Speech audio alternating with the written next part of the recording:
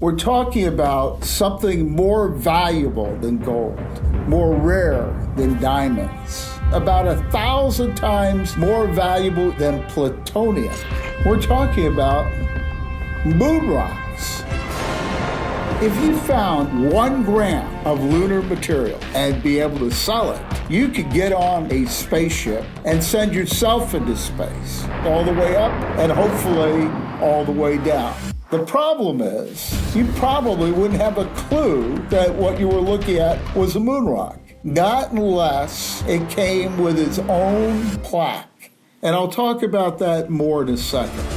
Between 1969 and 72, the U.S. government spent $25 billion to go to the moon. We choose to go to the moon in this decade and do the other thing, not because they are easy, but because they are hard. And their first and major mission upon landing was to reach down, grab some moon rocks, and throw them into the capsule.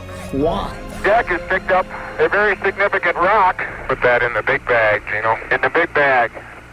Boy, you got dirty today. As an act of goodwill, President Nixon gave 135 nations of the world a moon rock and a stand-type plaque. The problem is, the countries and states that received the moon rocks were not very good about keeping them. Delaware was stolen in 1977. New York has been gone since Nelson Rockefeller. South Carolina is missing. So is Michigan, Ohio, New Jersey, Louisiana, and Puerto Rico. Some of these were given to the world's worst dictators. All of those moon rocks are gone. Where are they? My name is Joseph Goodheinz, and I'm a retired senior special agent with NASA Office of Inspector General. I started off my professional career as an Army intelligence officer and became a special agent with the FAA. And then NASA grabbed me, and I didn't fight too hard because it's a dream job. I investigated Jerry Allen Whitridge, the so-called great astronaut impersonator. He's the only guy to get unauthorized access to mission control. I investigated the Mir space station, fire and collision. But probably my most interesting case is Operation Lunar Eclipse. We were able to get back, for the first time in history, a moon rock that was wrongfully acquired.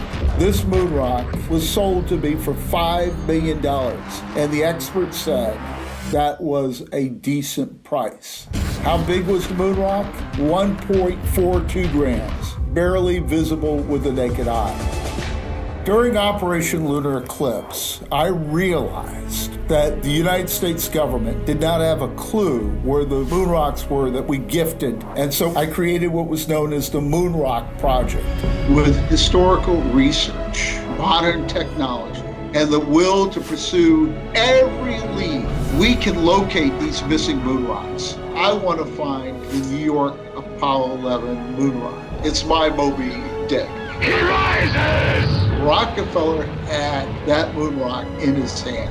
Where did it go? Did it go to the White House when he became Vice President of the United States? Ladies and gentlemen, you're not going to believe what I'm going to tell you. These rocks belong to the people. They should be on display.